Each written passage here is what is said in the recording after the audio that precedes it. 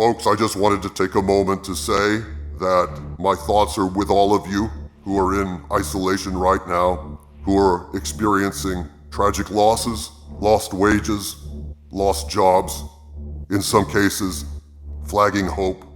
But I want to say we are all in this together, folks. We are all in this together. And God willing, we will all get through this together as well. I always say, stay angry, because we need our anger to steel us against the predations of the woke wonders that are ruining our pop culture. But today, I would simply like to say, stay healthy and stay hopeful. You are not alone, not in spirit. Thank you and enjoy this video. Greetings, my friends. I am Dictor Van Doomcock, the future ruler of Earth, and courtesy of rebelscum.com, by way of the incomparable Ichibaka, I have some news for you regarding just how badly Disney Star Wars has been received. According to bleedingfool.com, which is recounting an interview by rebelscum.com, Chuck Terciera, who is the president of Diamond Select Toys, was recently interviewed, and this is a portion of that interview that I'd like to share with you that sheds a lot of light on just how poorly Star Wars has been received since it was acquired, bent, fold-spindled, and mutilated by the Brain Trust at Disney. Chris Wyman says, with the release of Star Wars The Last Jedi back in 2017, to date, we've gotten a Luke Skywalker mini bust, a Praetorian Guard statue, an Executioner Trooper statue, and some Porg bookends. Needless to say, the Episode 8 shelf has some room for more characters. Are there plans to continue making product from that film? Chuck Terciera replied, as you know, whatever was done before last year, DST, which is Diamond Select Toys, had no control over. GG Limited made those decisions, but as I said, Dev is still here guiding the brand and we are aware of the past history. I will say, from what we have seen, the sales on the products from 7 and 8 were not too strong. I know those movies, as well as 9, have their fans, and those fans might say GG just never did the right products or characters or formats, and they might be correct. However, we can only go by what we know. For sure, the door is not closed to the Star Wars products, and we are working on a couple pieces for the Rise of Skywalker right now. We were not allowed all access to all of the movie before it came out, so some work could not begin until after the movie came out. We're keeping a very close eye on it and listening to fan feedback, so if there is demand, we're happy to satisfy it. Then the question was raised. Star Wars The Rise of Skywalker hit theaters last December, and it looks like there are just 3 pieces up for pre-order at this time. I would imagine there are some very requested characters, especially in the ever-popular mini-bust line that fans would love to see. Names like Emperor Palpatine, Poe Dameron, Zori Bliss, Babu Frick, Lando Calrissian C-3PO, and more. Can you speak on when we might see more characters from the final chapter in the 9-film Star Wars saga? Chris replies, as I mentioned before, we are working on some, but I have to ask, are you sure there is lots of demand for these very requested characters? The overall demand for busts and Star Wars products is not what it was 10 or even 5 years ago, Ichibaka emphasizes. It's not just a GG issue either. The brand is very strong with The Mandalorian and the Clone Wars and more new content to come, but you all know what the production runs on collector products were in the past compared to now. We would very much love to make more products from the new movie. It's not like we're sitting behind our desk wringing our hands thinking how can we stick it to fans and not make busts they want that will make us money, right? We just, as of yet, have not seen enough fans that would want to buy a bust, have that personal affection for some of those new characters that makes sense to justify going to production, but for sure we're watching it, and perhaps as more time passes, fan affection for those characters will grow. My God, people, could there be any more clear a signal that Disney Star Wars is a complete and utter failure. As I've said, with Star Trek Discovery and Star Trek Picard, buy their merchandise, shall ye know them. Buy their merchandise, shall ye know them.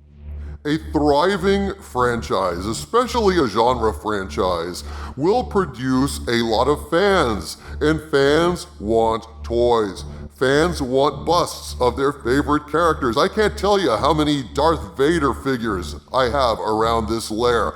I can't tell you how many USS Enterprises I have, practically one in every damn room. Images, different versions of the ship in different sizes. I have Captain Kirk action figures, Spock action figures. I have a ton of Star Wars stuff, including a full-size pull of the Vader helmet from the Lucasfilm molds themselves. I'm a huge collector. I'm a massive fan of toys. When I love something, I buy, and I have not bought any new Disney Star Wars merchandise. Not merely because I'm boycotting them, but because there's not a damn thing I actually want. Nothing. What, am I gonna have some goddamn Kylo Ren underoos? Am I gonna have Rey slippers and sneakers? Maz Kananda cereal, for fuck's sake? Who wants this garbage? Nobody! Nobody cares about the new characters. They're not really characters. They're cardboard cutout placeholders substituting for the originals. Maz is a cardboard cutout substituting for Yoda. Rey was a cardboard cutout for Luke. Poe was a cardboard cutout for Han Solo. And Finn was a cardboard cutout for cardboard. I don't know. I have no idea what Finn's purpose was. I mean, Boyega is a perfectly fine guy, good actor, and may even be on our side, the fandom menace, but I gotta tell you, Finn is a pointless character, an embarrassment, and a waste of screen time, almost as bad as Rose Tico. But I digress. The point is, who the hell is gonna buy anything from this movie? Dio, the lamp robot, is beloved by absolutely nobody. Nobody's gonna buy that. Even less people are gonna buy that than BB-8, which is a goddamn atrocity as far as I'm concerned. All of the designs that are in this movie are appealing mainly because they're based on Ralph McQuarrie designs, which are better, cleaner, and sharper. All that J.J. Abrams has done is what he's done with all the movies in the Disney sequel trilogy. He's just slapped a new paint job on them and called them done. Well, the new paint jobs suck. Everything that Jar Jar Abrams has done in this thing sucks. And I have to say, who's gonna buy them? Again, the only design that was interesting was from Rogue One. The U-Wing ship was actually well done and fit nicely into Ralph McQuarrie's design aesthetic. The droid in Rogue One was nice as well. The rest of the Disney sequel trilogy is a wasteland for fans and for the marketing department at Disney. A complete failure of imagination and a complete failure of narrative, because narrative and merchandising go hand in hand.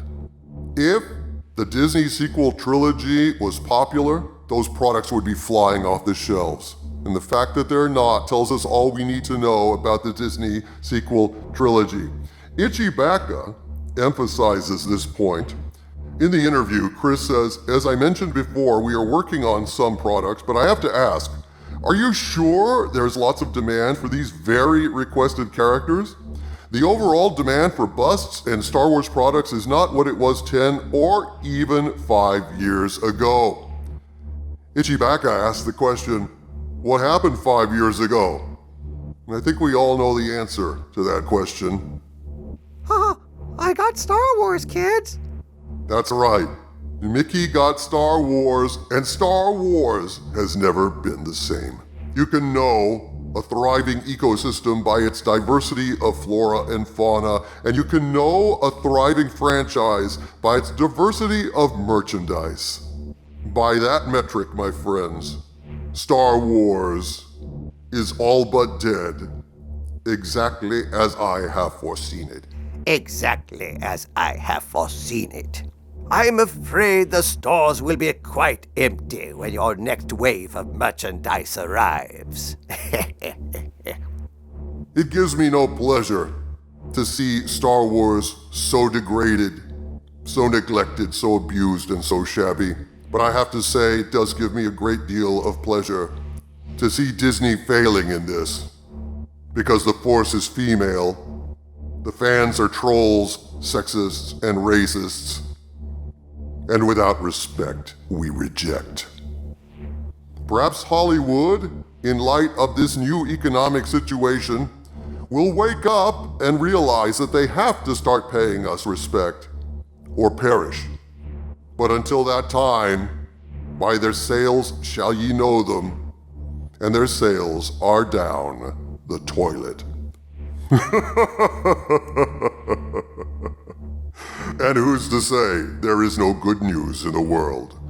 From the center of the earth, this is Dictor Van Doomcock bidding you all, my friends, stay angry.